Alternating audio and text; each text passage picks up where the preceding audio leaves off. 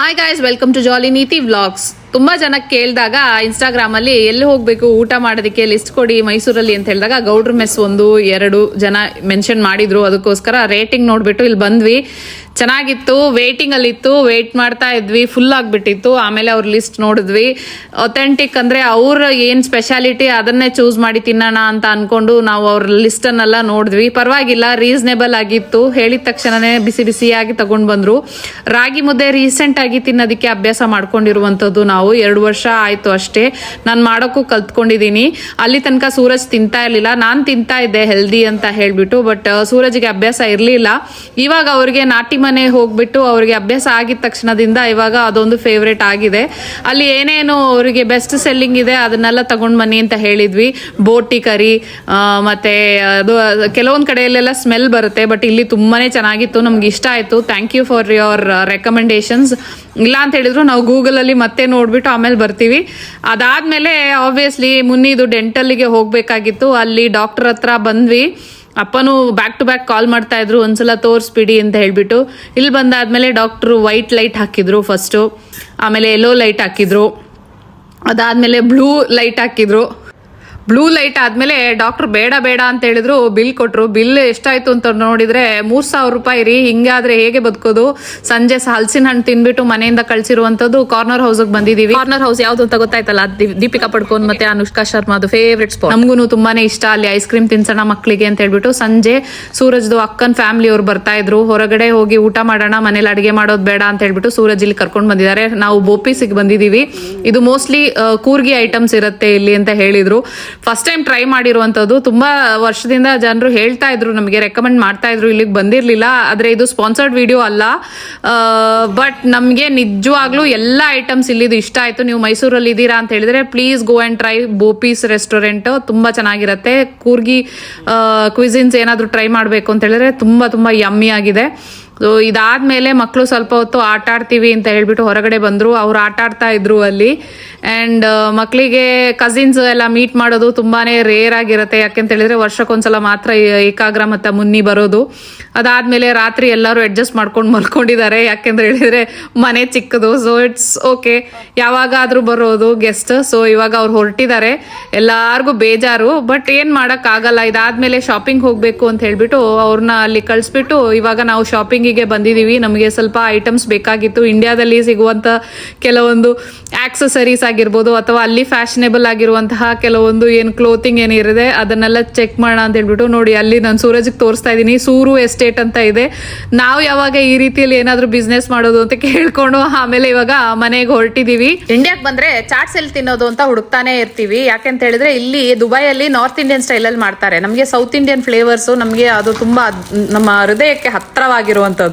So ಮನೆ ಹತ್ರದಲ್ಲೇ ಅವರು healthy version ಅಲ್ಲಿ ಅಂದ್ರೆ ಹೆಸರು ಕಾಳು ಮತ್ತೆ ಬಾಳೆ ದಿಂಡಲ್ಲಿ ಎಲ್ಲ ಮಾಡ್ತಾರೆ ಅಂತ ಹೇಳಿದ್ರು. ಅದಕ್ಕೋಸ್ಕರ ಅಲ್ಲಿ ಬಂದಿದ್ವಿ. ಸಂಜೆ ಆಮೇಲೆ ಸೂರಜ್ದು ಇನ್ನೊಬ್ರು ಕಸಿನ್ ಬರ್ತಾರೆ ಮನೆಗೆ ಅಂತ ಹೇಳಿದ್ರು. ಅವ್ರನ್ನ ಸಹ ಸೂರಜ್ ಅಡಿಗೆ ಮಾಡೋದು ಬೇಡ, ಹೊರಗಡೆ ಕರ್ಕೊಂಡು ಹೋಗೋಣ ಅಂತ ಹೇಳ್ಬಿಟ್ಟು ಹೊರಗಡೆ ಬಂದಿದೀವಿ. ಸೇಮ್ ಬೋಪೀಸ್ಗೆ ಬಂದಿದೀವಿ. ನನಗೆ ಬಿಟ್ರೆ ಇನ್ನು 3-4 ಸಲ ಬರ್ತೀನಿ ಅಂತ ಹೇಳಿದೀನಿ ಸೂರಜ್ಗೆ. ಯಾಕೆಂತ ಹೇಳಿದ್ರೆ ನನ್ಗೆ ಅಷ್ಟಿಷ್ಟ ಆಗಿದೆ. ಮುಂಚೆ ಬಂದಾಗ ಆರ್ಡರ್ ಮಾಡಿರುವಂತಹ 1-2 ಡಿಶ್ ಬಿಟ್ಟು ಬೇರೆ ಏನು ರಿಪೀಟ್ ಮಾಡಿಲ್ಲ. ಬೇರೆ ಎಲ್ಲ ಟ್ರೈ ಮಾಡಬೇಕಾಗಿತ್ತು. ನಾವು ಕೊಡೋರಲ್ಲಿ ಒಂದು ಇದೆ, ಏನಂತ ಹೇಳಿದ್ರೆ ಯಾರ್ದಾದ್ರೂ ಮನೆಗೆ ಹೋಗುವಾಗ ನಾನ್ ವೆಜ್, ಸ್ವೀಟ್ ಮತ್ತೆ ತುಂಬಾ ಕ್ಲೋಸ್ ಇದ್ರೆ ಅವರಿಗೆ ಒಂದು ಆಲ್ಕೋಹಾಲ್ ಬಾಟಲ್ ಸಹ ತಗೊಂಡು ಹೋಗ್ಬೇಕು.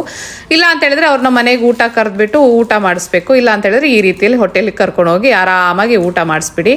ಸೊ ರಾತ್ರಿ ಮನೆಗೆ ಬಂದ್ವಿ. ಅದಾದ್ಮೇಲೆ ಸೂರಜ್ದು ಒಬ್ರು ಫೇವ್ರೆಟ್ ಆಂಟಿ, ಅವರು ಪಾಪ ಅವ್ರ ಮನೆಗೇನೆ ಕರೆದಿದ್ದಾರೆ. ನಮ್ಗೆ ಎಲ್ಲಾ ವರ್ಷ ಅವರು ಕರೆದ್ಬಿಟ್ಟು ನಮ್ಗೆ ಈ ರೀತಿಯಲ್ಲಿ ಅವರು ಹೋಸ್ಟ್ ಮಾಡ್ತಾರೆ. And this is the best time that we have together as family. So ಇವಾಗ ಮಕ್ಕಳೆಲ್ಲ ಹೊಸ ಬಟ್ಟೆ, ಹೊಸ ಚಪ್ಪಲೆಲ್ಲ ತೆಗ್ದಿರುವಂಥದ್ದು ಹಾಕೊಂಡು ಇವಾಗ ನಾವು ಬಾಳಲೆ ಅನ್ನುವ ಜಾಗಕ್ಕೆ ಹೊರಟಿದ್ದೀವಿ. ಅಲ್ಲಿ ಅವರು ಕ್ಯಾಂಪ್ ಫೈರ್ ಮಾಡ್ತೀವಿ ಅಂತ ಹೇಳಿದ್ದಾರೆ. We are excited. ಯಾಕೆಂತ ಹೇಳಿದ್ರೆ ಇದೆಲ್ಲ ಎಕ್ಸ್ಪೀರಿಯನ್ಸ್ ನಮಗೆ ವೆರಿ ರೇರ್ಲಿ ಸಿಗುವಂಥದ್ದು. ಹೊರಗಡೆ ಹೋಗಿ ಊಟ ಮಾಡೋವಂಥದ್ದು ಮತ್ತೆ ಔಟಿಂಗ್ ಮಾಡುವಂಥದ್ದು ಇದೆಲ್ಲ ಕಾಮನ್ ಆಗಿರುತ್ತೆ. ಬಟ್ ಕ್ಯಾಂಪ್ ಫೈರ್ ಮತ್ತೆ ಸುಟ್ಟಿರುವಂಥ ಮೀಟನ್ನು ತಿನ್ನುವಂಥ ಒಂದು ಆಪರ್ಚುನಿಟಿ. ಸೊ ಇವಾಗ ಆನ್ ದಿ ವೇ ನಾವು ಅಲ್ಲಿ ಬ್ರೇಕ್ಫಾಸ್ಟ್ ಮಾಡಿಕೊಂಡು ಇವಾಗ ಬಾಳೆಲೆ ಅನ್ನುವ ಜಾಗಕ್ಕೆ ಹೊರಟಿದ್ದೀವಿ. ಬನ್ನಿ ಹೋಗೋಣ, ನೋಡ್ಕೊಂಡು ಬರೋಣ ಯಾವ ರೀತಿ ಇದೆ ಜಾಗ ಅಂತ ಹೇಳ್ಬಿಟ್ಟು. ಕೊಡಗಿನ ಈ ಜಾಗವನ್ನ ದಾಟ್ಕೊಂಡು ಹೋಗುವಾಗ ಮನಸ್ಸಿಗೆ ಯಾವಾಗ್ಲೂ ಖುಷಿ ಅಂತ ಅನ್ಸುತ್ತೆ.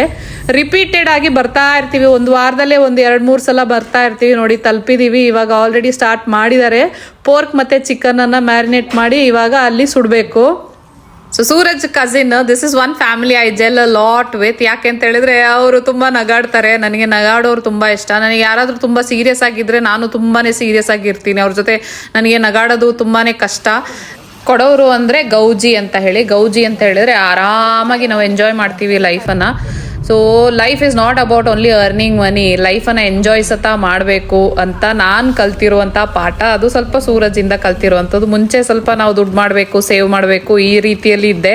ಸೊ ನನ್ನ ಮೈಂಡ್ ಸೆಟ್ಟನ್ನು ಸ್ವಲ್ಪ ಬ್ರಾಡರ್ ವೇಯಲ್ಲಿ ಚೇಂಜ್ ಮಾಡಿ ಕೊಟ್ಟಿದ್ದಾರೆ. ಅಫ್ಕೋರ್ಸ್ ಮನಿ ಮಾಡಬೇಕು, but it is one of it ಅಷ್ಟೇ ಅಂತ ಹೇಳ್ಬಿಟ್ಟು ಇವಾಗ ಟ್ರೆಕ್ಕಿಂಗ್ ಬಂದಿದ್ದೀವಿ. ಜೋರು ಮಳೆ, ನನಗೆ ರೈನ್ ಕೋಟ್ ಸತ ಕೊಟ್ಟಿಲ್ಲ, ಎಲ್ಲರೂ ಹಾಕ್ಕೊಂಡಿದ್ದಾರೆ ನೋಡಿ ಅಲ್ಲಿ. ಓಕೆ, ಬೆಟ್ಟದ ಬಗ್ಗೆ ಡೀಟೇಲ್ಸ್ ಬೇಕು ಅಂತ ಹೇಳಿದ್ರೆ ಇದು ಕಬ್ಬೆ ಬೆಟ್ಟ ಅಂತ ಹೇಳ್ಬಿಟ್ಟು, ಇದರ ಹತ್ರದಲ್ಲಿ ಒಂದು ಚೆಲುವರ ಫಾಲ್ಸ್ ಸಹ ಇದೆ. ಅದು ಫುಲ್ ನೀರು ತುಂಬಿ ಹಾಲ್ನಂತೆ ಫುಲ್ ಬೀಳ್ತಾ ಇತ್ತು. ಆಮೇಲೆ ಫುಲ್ ಫಾಗ್, ಏನು ಕಾಣಿಸ್ತಾ ಇಲ್ಲ ನೋಡಿ, ಮಂಜಿಗೆ ಫುಲ್ಲು ಮರೆಯಾಗ್ಬಿಟ್ಟಿದೆ, ಏನೇನು ಕಾಣಿಸ್ತಾ ಇಲ್ಲ. ಆದ್ರೂ ಒಂಥರ ನೀವು ಟಿಪ್ ಹತ್ರ ಹೋದರೆ ಚೆನ್ನಾಗಿರತ್ತೆ ಅಂತ ಗೊತ್ತಿತ್ತು ನಮಗೆ. ಸೊ ಸೂರಜ್ ಅಕ್ಕನ ಮಗಳು ಎಲ್ಲ ಹೊರಟಿದ್ದೀವಿ.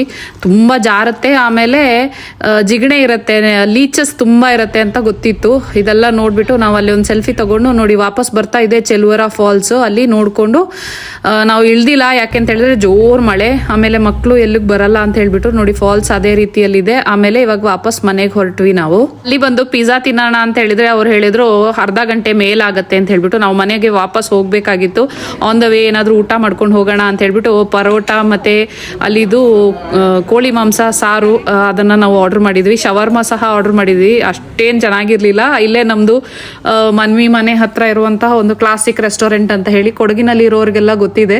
ಸೊ ಇಲ್ಲಿಗೆ ಬಂದು ನಾವು ಮೋಸ್ಟ್ಲಿ ಮೀನ್ ಕರಿ ಎಲ್ಲ ತಿಂತೀವಿ, ಚೆನ್ನಾಗಿರುತ್ತೆ. ಸೊ ಅವ್ರು ಎಕ್ಸ್ಟೆಂಡ್ ಮಾಡಿದ್ರು. ಇಲ್ಲಿ ಬಂದು ನಾವು ಶವರ್ಮ ಎಲ್ಲ ತಿಂದ್ಬಿಟ್ಟು ಆಮೇಲೆ ನನ್ನ ಫೇವ್ರೆಟ್ ಇದು ಬಾಳೆಹಣ್ಣುದು ಪೊರ್ಚಲ್ ಅಂತ ಹೇಳ್ತಾರೆ, ಅದನ್ನ ತಿಂದ್ಬಿಟ್ಟು ಇವಾಗ ಮನೆ ಕಡೆ ಪ್ರಯಾಣ. ಸೊ ಇದಾದ್ಮೇಲೆ ಮಮ್ಮಿ ಮನೆಯಲ್ಲಿ ಹಾಲ್ಟ್, ಅದಾಗಿ ಮಧ್ಯಾಹ್ನ ಮಮ್ಮಿ ಮನೆಯಲ್ಲಿ ಊಟ ಮಾಡ್ಕೊಂಡು ಮತ್ತೆ ಇವಾಗ ನಾವು ಮೈಸೂರು ಕಡೆ ಹೋಗ್ಬೇಕು. ನಮ್ದು ಯಾವಾಗ್ಲೂ ಈ ರೀತಿಯಲ್ಲೇ ಇರುತ್ತೆ. ಸೊ ಅದು ಹೋಗೋಕ್ಕಿಂತ ಮುಂಚೆ ಸಂಜೆ ನಿಮ್ಗೆಲ್ಲ ಒಂದು ವಿಡಿಯೋ ಮಾಡಬೇಕು ಅಂತ ಹೇಳ್ಬಿಟ್ಟು ನೋಡಿ, ನಾನು ದುಬೈಯಲ್ಲಿ ತೆಗ್ದಿರುವಂತಹ ಸೀರೆ, ಇದಕ್ಕೆ ನಾನು ಆಲ್ಮೋಸ್ಟ್ 18,000-20,000 ಏನೋ ಕೊಟ್ಟಿದ್ದೀನಿ. ವರ್ತಿದ್ಯಾ ಅಂತ ಗೊತ್ತಿಲ್ಲ. ಅದಕ್ಕೆ ಮ್ಯಾಚಿಂಗ್ ಒಂದು ಅರಬಿಕ್ ಡಿಸೈನ್ ಇರುವಂತಹ ನೆಕ್ಲೆಸ್ ಹಾಕ್ತಾ ಇದ್ದೀನಿ. ರೀಲ್ಸ್ ಮಾಡಿರುವಂಥದ್ದು ಎಷ್ಟು ಕಷ್ಟಪಡ್ತೀವಿ ಅಂತ ನೋಡಿ, ಒಂದು ರೀಲ್ಸ್ ಮಾಡೋದಕ್ಕೆ. ಸಂಜೆ ನಾವು ಹೊರಟ್ಬಿಟ್ಟು ಡ್ರೆಸ್ ಹಾಕೊಂಡು ಆಮೇಲೆ ಡ್ಯಾಡಿಗೆ ಹೇಳಿದೆ ಕರ್ಕೊಂಡು ಹೋಗು ನಮ್ಮನ್ನ ಅಂತ ಹೇಳ್ಬಿಟ್ಟು. ಎಲ್ಲಾದ್ರೂ ಬ್ಯಾಕ್ ಗ್ರೌಂಡ್ ಚೆನ್ನಾಗಿರುವಂತಹ ಜಾಗ ನೋಡಿ, ಡ್ರೈ ಕ್ಲೀನ್ ಮಾಡಿ ಈ ರೀತಿಯಲ್ಲಿ ಸೀರೆಯನ್ನ ಇಟ್ಕೊಂಡಿರ್ತೀನಿ. ಸೊ ಇವಾಗ ಒಂದು ಮದುವೆಗೆ ಹಾಕಿದ್ದೆ ನಾನು, ಇವಾಗ ಡ್ರೈ ಕ್ಲೀನ್ ಮಾಡಿ ನಾನೆಲ್ಲ ಸೂಟ್ ಕೇಸಲ್ಲಿ ಹಾಕಿರ್ತೀನಿ.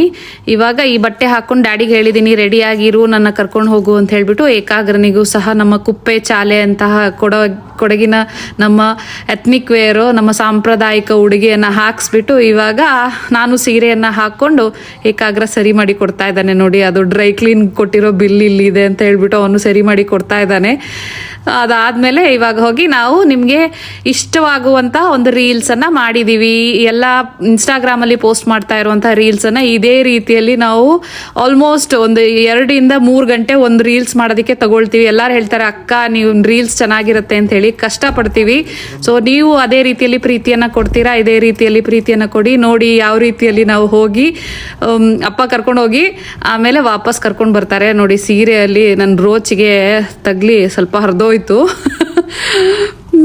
ಇವಾಗ ವಾಪಸ್ ರೀಲ್ಸ್ ಎಲ್ಲ ಮಾಡ್ಕೊಂಡು ವಾಪಸ್ ಬಂದ್ವಿ. ಇದೇ ರೀತಿಯಲ್ಲಿ ಒಂದು ರೀಲ್ಸ್ ಆಯಿತು.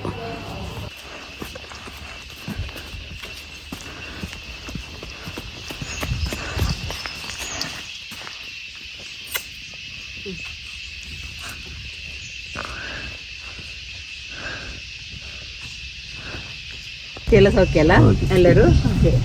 ಬಾಯ್ ಬಾಯ್ ಬಾಯ್ ಬಾಯ್.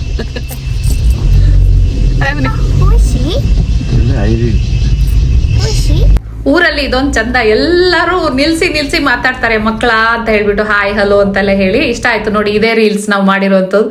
ಮೌನವೇ ಚಂದ ಮಾತಲ್ಲಿ ಚೆನ್ನ, ನಗುವಾಗ ನೀನಿನ್ನು ಚೆನ್ನ, ನೋ ನಾನಾ. ಇಷ್ಟ ಆಯ್ತು ಅಂತ ಹೇಳಿದ್ರೆ please like, share, comment and subscribe to our channel ಅಂತ ಹೇಳ್ತಾ see you in our next vlog. Bye.